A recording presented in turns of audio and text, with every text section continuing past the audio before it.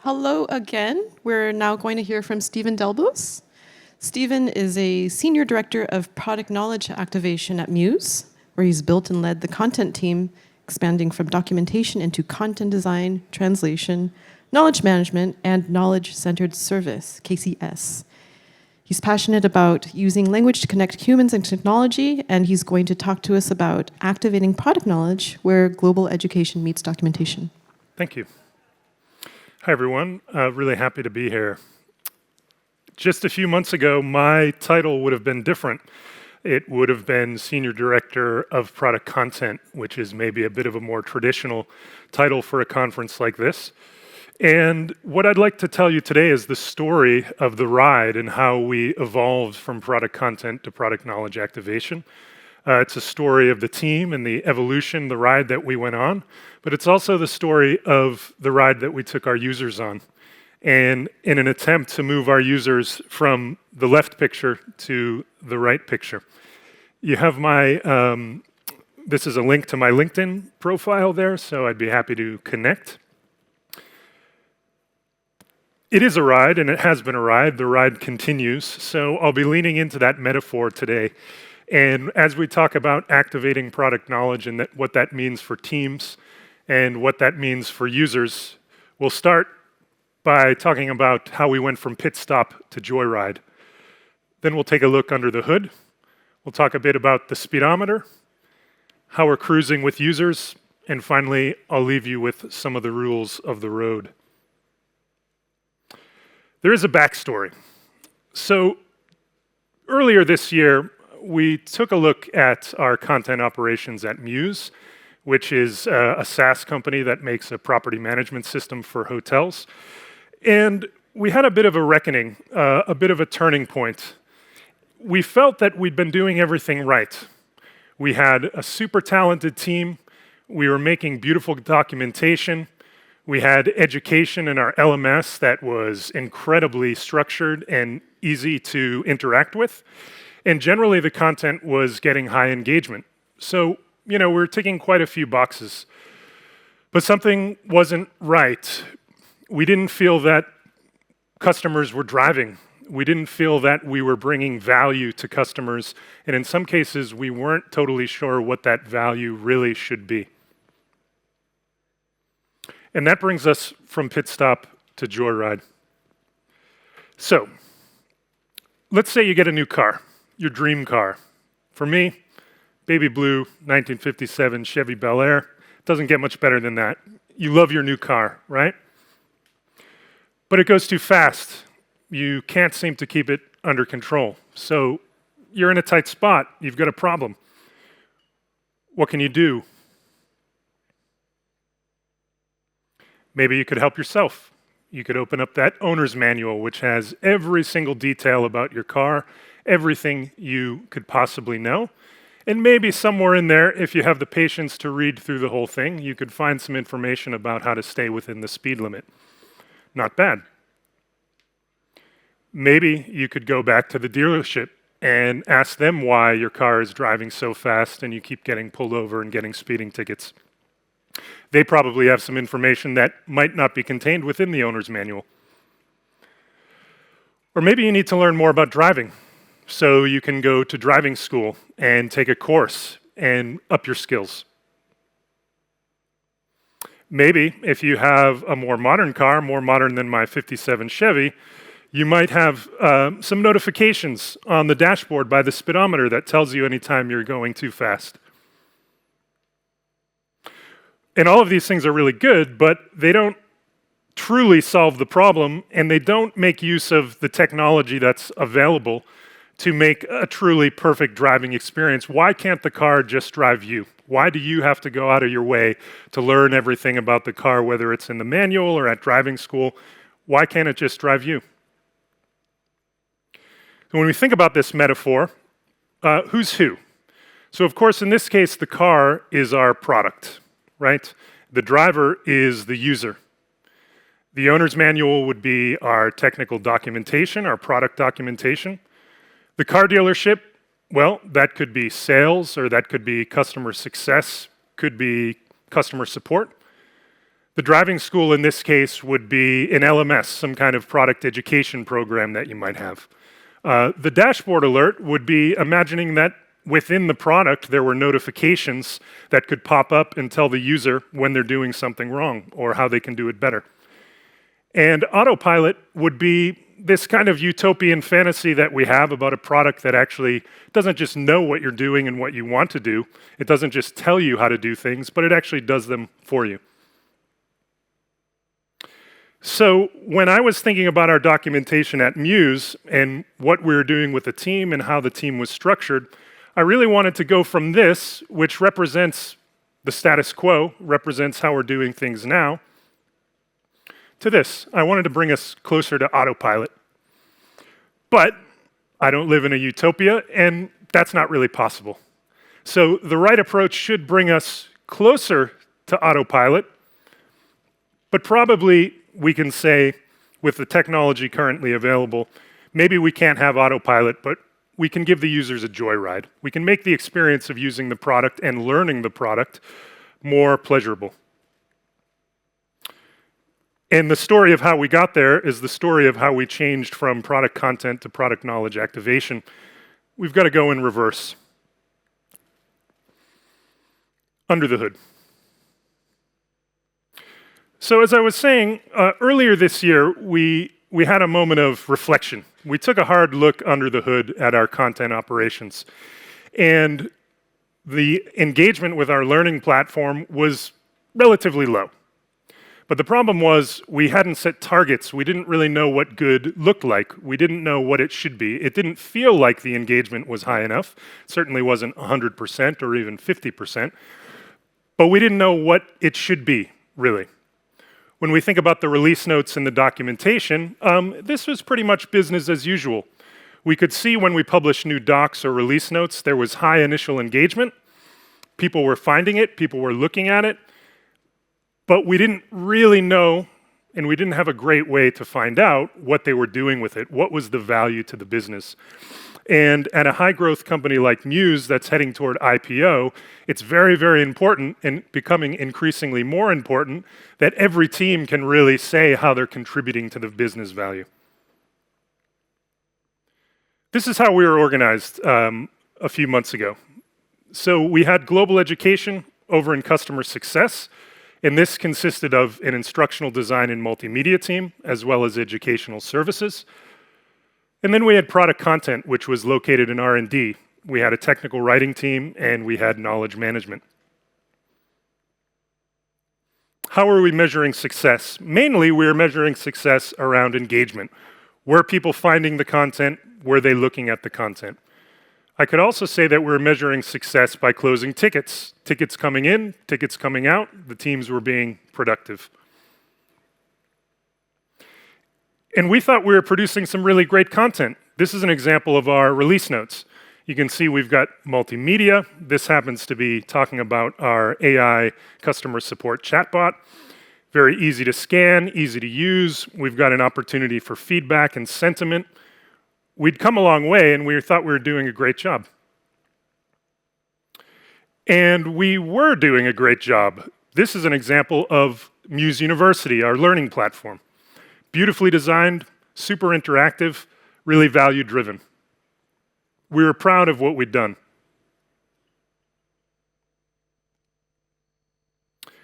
But the problem was we didn't really know how our content worked for our users. Again, we couldn't really make a conversation or make an argument about the value that we were bringing to the business. And when it came time to get more support or to grow the team, we couldn't really speak the language of the business because we didn't know how our content really affected user behavior. We started to dig into the numbers. We were looking everywhere. How can we talk about the impact of our documentation and our learning? We started to really dig into feature adoption. So this is an example of a pop-up piece of documentation that we had within the product. And using a tool called Gainsight, we measured the feature adoption before and after this product. One issue that we had was that with our release notes, we would release the release note at the same time as the feature was released. So when you look at a graph of feature adoption, you see it go up on the day of release, but you can't really tell what impact the release note had because it came out at the same time. So what we started doing was targeting features that we'd released previously where adoption was rather sluggish. And so here you can see that the feature had been released, and then on September 15th, we released this pop-up in the product, and you can see a clear growth of adoption. And this was the first kind of glimmer of hope, and it gave us, maybe not of hope, that's a little pessimistic. We were very hopeful, of course, but it gave us something to grasp onto and to dig further into.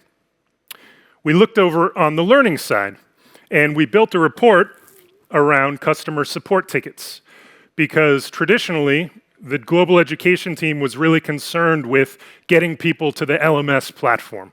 It was a separate platform, basically an adjacent product. And if you ask them, are you making an impact? How are things going? They would say, well, adoption of the LMS this month was this. It went up from that last month.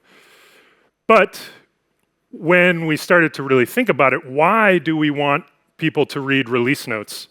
We want them to read release notes so they adopt the feature. Why do we want people to engage with our LMS? We want them to engage with the LMS so that they open fewer support tickets, so that they know what they're doing, right? So we built out a report, which is support tickets on average with untrained users in blue and trained users in green. And I can tell you I was extremely happy to see that the numbers worked out in our favor, that in fact, trained users were opening up fewer support tickets. So suddenly the impact of what we were doing started to become clear to us, but we realized that the whole narrative that we had around engagement was the wrong one. Ultimately, we should be thinking about disengagement. We're not trying to get users to spend more time with the docs or spend more time with the LMS. We're trying to get them to get what they need and get back to their jobs, which in our case is helping people check into a hotel, essentially. We started to look at our customer support chatbot, which is trained on our documentation, and our knowledge management team is also guiding and training the bot behind the scenes. And this is containment rate. So this means that someone had a chat with the bot, and they didn't immediately open a support ticket, so the chat was contained. And we could see that as we really focused on structuring the docs and making everything findable for the bot, as we really focused on coaching and training the bot behind the scenes, it really was going in the right direction. Very nice to see. This started to give us the shape of the conversations that we really needed to be having and the area that we really needed to be focusing on. And as I dug into all of these numbers from these two separate teams, I saw an opportunity. We had the opportunity to take a truly holistic approach to the customer learning journey. We had two separate teams in two areas of the company that are essentially trying to do the same thing. They're trying to drive feature adoption and they're trying to drive self-service. But they're completely siloed on opposite ends of the company. The tech writing team has nothing to do with global education. Global education has no access to the product. So there was a massive opportunity there, and we could have that conversation because we had the impact metrics. So the idea was to bring these teams together and form one team in R&D, making direct interventions in the product, not just in the separate learning platform. And the purpose of this team would be specifically to drive self-service and adoption. As we started to have these discussions and think about how these teams were working, I was thinking a lot about the content value cycle. So typically, teams, documentation teams, even like content design teams, they start on the left, right? You design, localize, document, educate about new features. You then move to the top where you're announcing the feature, you're looking at adoption, you're looking at the customer support tickets. Then ideally, based on those tickets and the problems that people are having, you're fixing the feature, you're fixing the documentation, identifying gaps in the knowledge base, and then you're seeing how it all works out. You're learning something and you're feeding that back into the next feature release. So the point number one here is that these two teams are doing these things, just in totally separate worlds. But the targets and the goals of the two teams, technical writing and global education, were exactly the same. The other thing I've noticed not only in this company, but in my career in general, most technical writing or documentation teams are really good at the first two and not very good or not as good as they could be at the last two. When it comes to actually measuring the impact and documenting the impact and then using that learning to feed back into what you're doing later, I often, meaning always, see room for improvement. Content people are words people. I don't believe in numbers personally. I've been forced to believe in numbers in my career because that's the language of business, right? But content people are words people. And I think there's a gap, a skill gap that needs to be overcome. We need to get better at numbers. We need to get better at business conversations and talking about the real impact of our documentation. But we're all trying to do the same thing. But the effect that we could have was less because we were separate. So we brought the two teams together. We took global education and product content, and we made a new team called Product Knowledge Activation. Here's our mission statement. By centralizing our education and documentation into one team, we maximize the benefit of all documentation and educational material in one team with holistic oversight. By moving global education into R&D, we enhance opportunities for collaboration with product teams and can create a holistic learning journey. The purpose is to activate users driving the right behavior through awareness and training. And this last part, I think, is the most important part.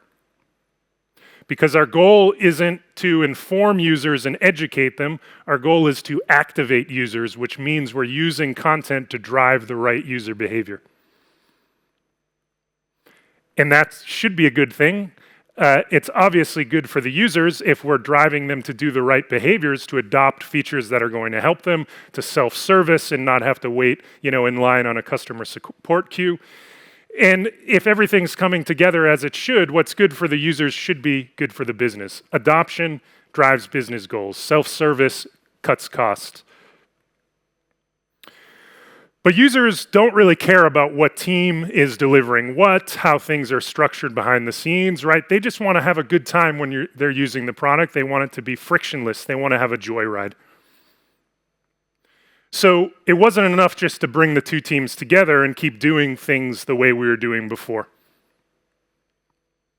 Which brings us to the speedometer. So, number one, we needed new ways to measure success, and we had a glimmer of that. We saw the direction, but we needed to lean into that a lot more. We also needed a mindset shift. And this might be controversial for some, but I really believe this. The mindset shift is that we're not in the business to produce content, we're in the business to benefit the business. It just so happens that we benefit the business by producing content. Right? But I don't care if a reader reads the release note. I care if they adopt the feature, right? I don't care if we have high engagement on the LMS. I care if we have high self-service.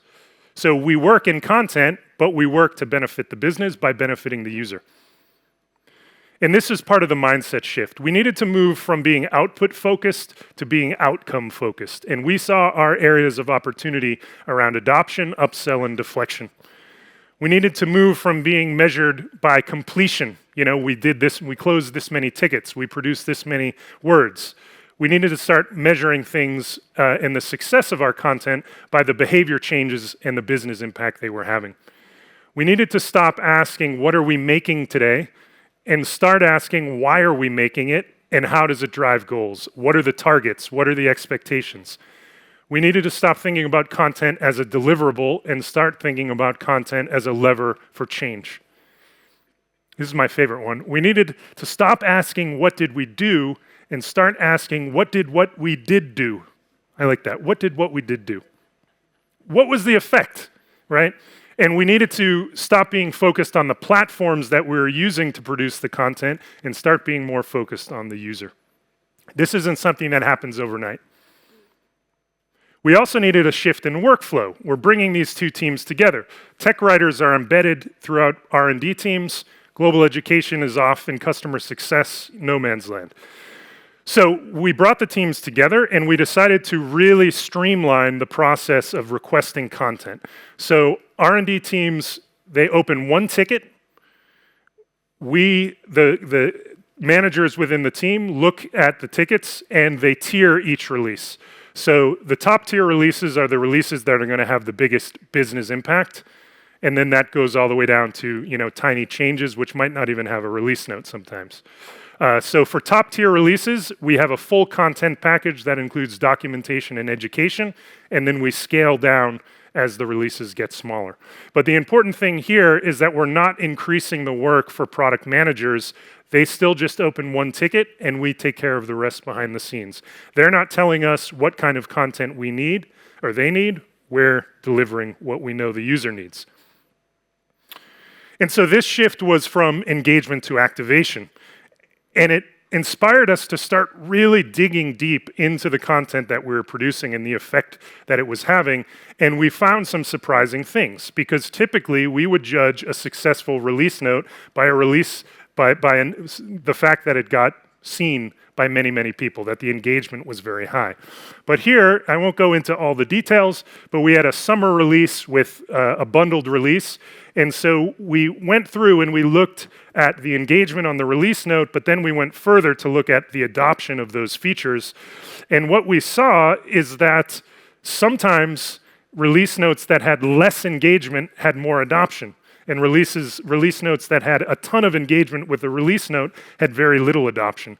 And this really spun on its head what we thought of as a successful release note, because sometimes the successful release notes aren't the one with the most views. They're the ones that drive feature adoption most. When we looked again at our metrics around Muse University, our learning platform, we had all these numbers that we were looking at. What's CSAT this month? What's the completion rate this month? What's the engagement this month? And that's all good as a leading indicator that things are, healthy, but it doesn't speak to the real needs of the user and the change that we're trying to drive. And so the point isn't to increase training, the point is to increase self-service. So in the end, yes, we do want to increase the engagement with Muse University, but only because we know that by doing that, we're going to make more trained users who open fewer support tickets. So the support tickets are going to go down as the engagement numbers go up. So the engagement isn't an end on its own, right? And this brings us to cruising with users. We hear a lot about being user-focused, and I think that's really important, but I think there are different ways that phrase is sometimes interpreted. So as I was discussing these things with the team, I wanted to kind of come to this almost like a constitution around being user-focused. So in my opinion, and from my perspective, being user-focused means that you know how your users behave and you know what they need. You know what the business needs your users to do. You know how the content performs. You have those leading metrics. And you know how the content can change user behavior, training, driving self-service, for example. Knowing all of that, you look at the past behavior of the users and the performance of the content to set your targets for the future. And those targets are not output, they're outcomes. They're hypothesized changes in user behavior. And this, to me, I think personas are important. I think customer interviews and all of that is extremely important. But being user-focused to me is really about these 6 elements. And so we're no longer trying to engage users, we're trying to activate users, and that means driving the right behavior. It doesn't mean getting their attention, it means making them do the things that are best for them. We know, and I've showed you the metrics, that our content drives the right user behavior. So we started to evolve this idea of a trained user to an activated user. And this is a process that continues because all of a sudden we have twice as much content and twice as many touch points with the 2 teams combined. So where we said a trained user is someone who completes their learning path, an activated user, maybe they do the learning path, but maybe they're getting that learning in the product. Maybe they're engaging with release notes and the knowledge base. Maybe they're working, chatting with the chatbot. It becomes much more amorphous, but there's a lot more room for opportunity there. And ultimately, this is very affirming because even looking at those numbers, it tells us that content is really powerful. We have these very powerful tools that can actually drive the right behavior in users. So these days, we're not really talking about engagement much at all. What we're trying to do is increase the percentage of new users trained each month. So each month we onboard a bunch of users, and we want to double to get to about 50% the number of new users who are trained. And this I see as going back to the source. If we can target that cohort of users as they come on to the platform, which is when they're most likely to engage with learning, then we can over time grow the number of trained users that we have, and that's again going to drive those business goals. We're looking really hard at feature adoption through release notes, and we're taking some approaches to release notes that are different from what we had done before when we were only trying to drive engagement. As I said, now we're not just looking at new features, but we're actually looking back at stuff that we released a quarter ago, 6 months ago, a year ago, and looking for opportunities to drive engagement where things are sluggish. And that also has the added benefit of making it a lot easier to see the effects that the content had on adoption. So we used to think of release notes, it's one and done. The thing's released, the release note's out, the documentation's there, we're done. And in many cases, we hardly ever went and looked at it in the future and seeing how that was continuing to perform. So this has really shifted that. We're looking at decreasing the number of how-to cases, people asking those low-level questions, which should be covered by the documentation. And as I said, we're also looking at the ticket deflection for the chatbot. So all of these are outcomes. They're behaviors that we're trying to drive. It's not about engagement. It's not about readership. It's not about viewers. And that, I think, is a very important shift. And it's not just us who likes this idea.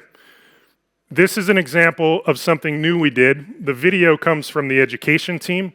It was a summary release note, and instead of just having a list, a bullet point list of links to all the old release notes, which is what we always did, we had a video overview, somebody talking to the camera and walking through with visual elements and things like that, showing the interface. And it's the first time we did it just in beginning of this month, and we got a lot of really great feedback. People really like this sort of thing. They like the multimedia, they like the video, they like the new approach.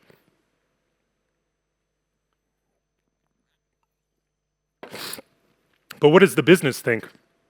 Well, next year, for the first time, we own one of the company OKRs. One of the company objectives is around increasing self-service. We know that a customer support ticket costs about 70 euros for us to solve on average. Every single ticket that we deflect through self-service saves the company 70 euro. When you're talking about 70,000 monthly active users, the numbers can add up really, really quickly, and it's a great conversation to have. So we can see the way that we're going to be doing this is by getting the percentage of trained new users up to 50%. So for the first time, and I've been at Muse since January 2021, for the first time, we are directly responsible for one of the objectives of the entire company. We have a roadmap, we have a destination. This is connecting to what Fabrizio was saying. You know, I've been in so many of those rooms. Nobody reads release notes. Release notes don't matter. Forget about the documentation. Who cares about it? And really, the tables have turned. Now, I'm not going to lie.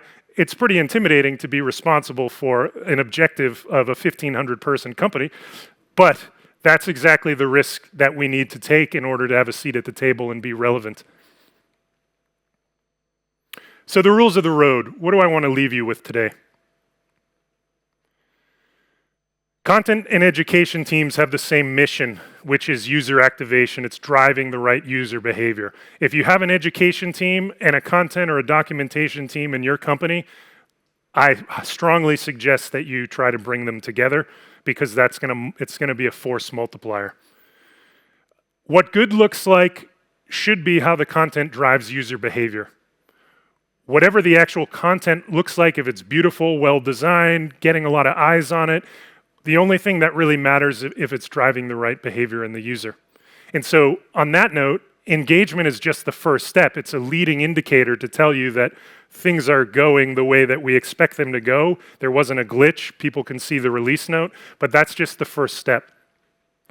I think teams really need to work to focus more on outcome than output. Because ultimately, content teams aren't just producing documentation, they're driving user experience. They're creating part of the product, they're creating part of the user experience. Because content shouldn't just give information to the user. It should drive the user's behavior. Content isn't words, it's momentum. Content should fuel the user's joyride. Thank you very much.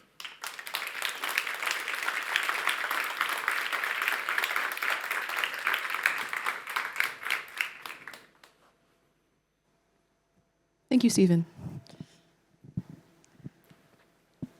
We have quite a few excellent questions Wonderful. in the Slido. Okay. So we'll get right into them. All right. But yeah, thank you. I think it was a very effective metaphor. Speaking of putting users and customers in the driver's seat. I don't actually have a car, by the way. Okay, that was the question on my It's mind. like a fantasy, you know. The Chevy.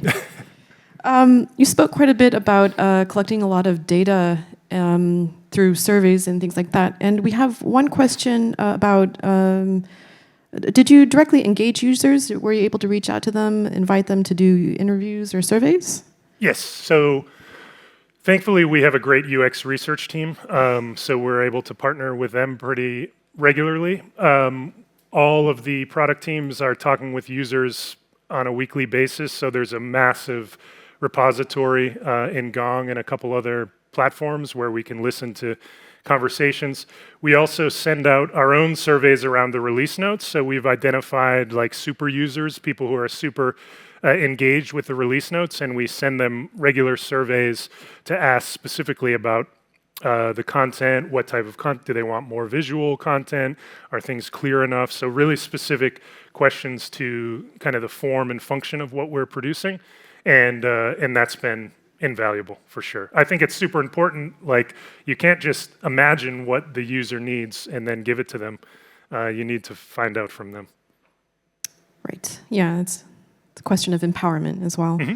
I do see a question about maybe tying into the Muse University and the LMS concept in the practice. Did you have any thoughts about how this approach could work with quote-unquote mandatory training, for example, becoming a certified installer, sort of like giving a person a driver's license? Yeah, I do have some ideas. So when I saw that, so in September, trained users opened about 16% fewer support tickets. But the new trained users that month was 25% or something of the people that we onboarded. So I said, hey, let's just make it mandatory, and we'll make everybody have to go through their course before they can log in. That's not the most elegant solution. So it's a fine line. It's a fine line, because clearly that would be the simplest answer. But I think, well, what we've decided to do is to give people more awareness of the training health of their property. So you've got your admin, and we're building a dashboard so they know how much everyone is trained, who hasn't trained. We'll be introducing gamification elements. So I'm kind of two minds. I'm from New England, and like the New England part of me is like, just make them do what they have to do. But the other part of me says there are more kind of interactive and elegant ways to solve that problem, I think. But sometimes you do need, you literally just need them to complete some kind of training. You probably have trainings all the time for fire drills and, you know, all that sort of thing that you just have to do. So there's a balance somewhere, I think. All right. One more question, I think, since you did speak also about unifying teams that were once siloed and having their skill sets complement each other. I've got a question about the roles that you would find essential to driving this vision or making it a reality, besides technical writers. You just mentioned UX designers. Any other roles? Yeah, so we I used to work with content designers, so currently now we have the tech writers, we have instructional designers who are building the LMS interface basically, and then a multimedia team that's doing more of the video. But if I had a bare bones skeleton crew, I would say technical writers and instructional designers would be the most important to have. Okay. Alrighty. So I think that's it for our Q&A. Thank you very much. Thank you, Stephen. Thank you. Thanks.